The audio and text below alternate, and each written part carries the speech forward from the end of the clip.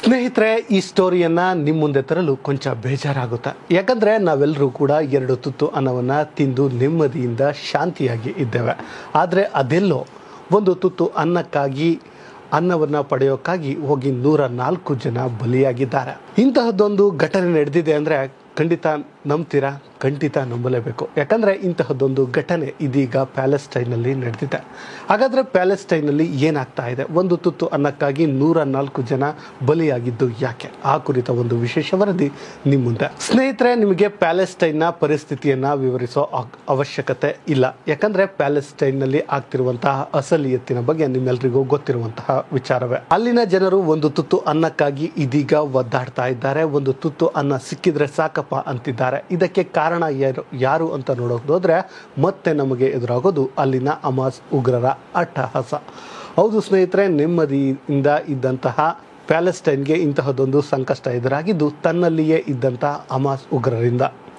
ಹೌದು, ಹಮಾಸ್ ಉಗ್ರರ ಅಟ್ಟಹಾಸದಿಂದ ಇಸ್ರೇಲ್ ಮೇಲೆ ದಾಳಿಯನ್ನು ಮಾಡಿದ್ರು. ಇಸ್ರೇಲ್ ಪ್ರತಿರೋಧವನ್ನು ವ್ಯಕ್ತಪಡಿಸಿತ್ತು. ಅದಷ್ಟೇ ಅಲ್ಲದೆ ಪ್ರತಿ ದಾಳಿಯನ್ನು ಮಾಡಿತ್ತು. ಅದೆಲ್ಲವೂ ಇದೀಗ ಪ್ಯಾಲೆಸ್ಟೈನ್ಗೆ ಒಂದು ರೀತಿ ನರಕ ದರ್ಶನವನ್ನು ಮಾಡಿಸ್ತಾ ಇದೆ.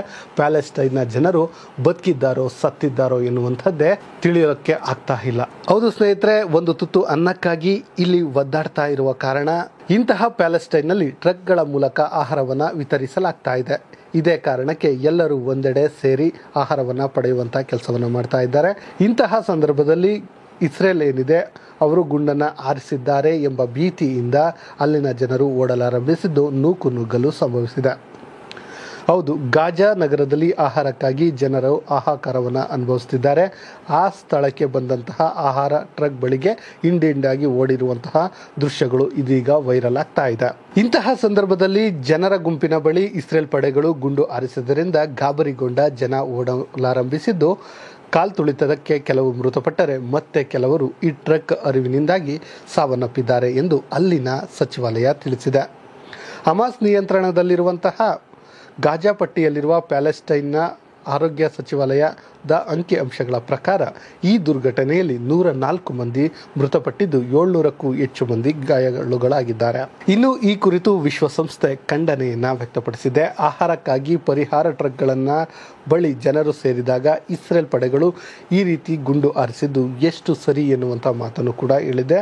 ಇಂತಹ ನೂಕುನುಗ್ಗಿನಲ್ಲಿ 100ಕ್ಕೂ ಹೆಚ್ಚು ಜನರು ಮೃತಪಟ್ಟಿರೋದು ಒಂದು ರೀತಿಯ ಅವಮಾನಕರ ಘಟನೆ ಎನ್ನುವಂತಹ ಮಾತನ್ನು ಕೂಡ ಹೇಳಿದೆ. ಆದರೆ ಈ ಕುರಿತಂತೆ ಇಸ್ರೇಲ್ ಪ್ರತ್ಯಕ್ಷದರ್ಶಿಗಳು ಅಲ್ಲಿನ ಕಥೆಯನ್ನೇ ಬೇರೆ ರೀತಿಯಾಗಿ ಹೇಳ್ತಿದ್ದಾರೆ. ಇನ್ನು ಸ್ನೇಹಿತರೆ, ನಿಮಗೆ ಗೊತ್ತಿರಲಿ, ತೀವ್ರ ಹತಾಶೆಯಲ್ಲಿರುವ ಗಾಜಾ ಜನರಿಗೆ ತುರ್ತು ನೆರವಿನ ಅಗತ್ಯವಿದೆ. ಅದರಲ್ಲಿಯೂ ಉತ್ತರ ಗಾಜಾ ಏನಿದೆ, ಅಲ್ಲಿನ ಸಿಲುಕಿರುವಂತಹ ಜನರ ಸ್ಥಿತಿ ಶೋಚನೀಯವಾಗಿದ್ದು ವಾರದಿಂದ ಇಲ್ಲಿ ವಿಶ್ವಸಂಸ್ಥೆ ನೆರವನ್ನು ಒದಗಿಸುವುದನ್ನು ಸಾಧ್ಯ ಆಗಿರಲಿಲ್ಲ. ಅದೇ ಕಾರಣಕ್ಕೆ ಇದೀಗ ಇಂತಹದೊಂದು ಟ್ರಕ್ಕನ್ನು ಕಳಿಸಿ ಆಹಾರವನ್ನು ಕೊಡುವಂಥ ಕೆಲಸವನ್ನು ಮಾಡಿತ್ತು. ಆದರೆ ಇಂತಹ ಘಟನಾ ಸಂಬಂಧ ಅಲ್ಲಿ ವಿಶ್ವಸಂಸ್ಥೆಯ ಪ್ರತಿನಿಧಿ ಇಲ್ಲ ಎನ್ನುವಂಥದ್ದನ್ನು ಇದೆಲ್ಲದಕ್ಕೂ ಕಾರಣವಾಗಿದೆ. ಅದರ ಬಗ್ಗೆ ಕೂಲಂಕುಷವಾಗಿ ತನಿಖೆ ಕೂಡ ನಡೀತಾ ಇದೆ. ಇನ್ನು ಸ್ನೇಹಿತರೆ, ಈ ಗಾಜಾ ಪಟ್ಟಿಯಲ್ಲಿ ಇಷ್ಟೆಲ್ಲವನ್ನ ನಡೆದ ಕೂಡಲೇ ಇದೀಗ ವಿಶ್ವಸಂಸ್ಥೆಯ ಮುಖ್ಯಸ್ಥರು ಒಂದು ಮಾತನ್ನ ಹೇಳಿದ್ದಾರೆ.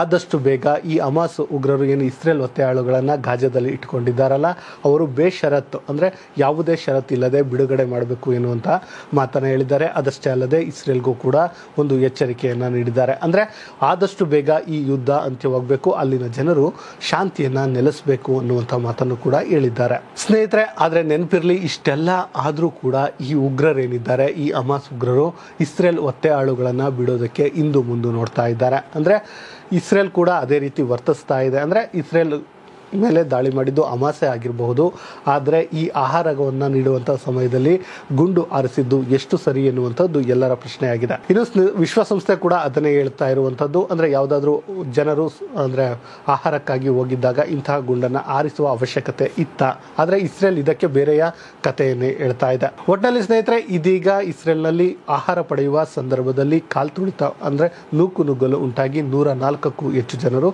ಸಾವನ್ನಪ್ಪಿದ್ದಾರೆ. ಇದೆಲ್ಲವನ್ನ ಗಮನಿಸಿ ವಿಶ್ವಸಂಸ್ಥೆ ಇದೀಗ ಒಂದು ಭದ್ರತಾ ಮಂಡಳಿಯ ಸಭೆ ಏನಿದೆ ಅದನ್ನು ಕರೆಯುವ ಮೂಲಕ ಇದಕ್ಕೆ ಪರಿಹಾರ ಹುಡುಕಲು ಮುಂದಾಗಿದೆ. ಒಟ್ಟಿನಲ್ಲಿ ಸ್ನೇಹಿತರೆ, ವಿಶ್ವಸಂಸ್ಥೆ ಏನು ಮಾಡಿದ್ರೂ ಅಷ್ಟು ಪರಿಣಾಮಕಾರಿಯಾಗೋದಿಲ್ಲ. ಇದಕ್ಕೆ ಹೆಚ್ಚು ಪರಿಣಾಮಕಾರಿಯಾಗೋದು ಅಂದರೆ ಎರಡು ದೇಶಗಳು, ಒಂದು ಅಮೆರಿಕ ಮತ್ತೊಂದು ಇಸ್ರೇಲ್. ಹೌದು ಸ್ನೇಹಿತರೆ, ಅಮೆರಿಕ ಮತ್ತು ಇಸ್ರೇಲ್ ಎರಡು ಒಂದಾಗಿ ಯುದ್ಧ ವಿರಾಮವನ್ನು ಘೋಷಿಸಿದ್ರೆ ಎಲ್ಲವೂ ಸರಿ ಹೋಗುತ್ತೆ. ಆದರೆ ಇದನ್ನು ಹಮಾಸ್ ಉಗ್ರರು ಒಪ್ಪಿಕೊಳ್ತಾರಾ ಎನ್ನುವಂಥದ್ದು ದೊಡ್ಡ ಪ್ರಶ್ನೆಯಾಗಿದೆ. ಸದ್ಯದ ಪರಿಸ್ಥಿತಿಯನ್ನು ನೋಡಿದರೆ ಹಮಾಸ್ ಉಗ್ರರು ಒಪ್ಪಿಕೊಳ್ಳುವ ಸಾಧ್ಯತೆ ಇದೆ. ಯಾಕಂದರೆ ಆ ರೀತಿಯಾಗಿ ಹಮಾಸ್ ಉಗ್ರರಿಗೆ ಪೆಟ್ಟನ್ನು ಕೊಡುವಂಥ ಕೆಲಸವನ್ನು ಇಸ್ರೇಲ್ ಮಾಡ್ತಿದೆ. ಒಟ್ಟಿನಲ್ಲಿ ಸ್ನೇಹಿತರೆ, ಏನಾದರೂ ಆಗಲಿ, ಒಂದು ತುತ್ತು ಅನ್ನಕ್ಕಾಗಿ 104ಕ್ಕೂ ಹೆಚ್ಚು ಜನರು ಸಾವಿಗೀಡಾಗಿರೋದು ಮಾತ್ರ ಒಂದು ರೀತಿ ದುರಂತವೇ ಸರಿ. ಇಂತಹದ್ದೇ ಸುದ್ದಿಗಾಗಿ ಸದಾ ನೋಡ್ತಾ ಇರಿ ಲೈನ್ ಟಿವಿ ಕನ್ನಡ.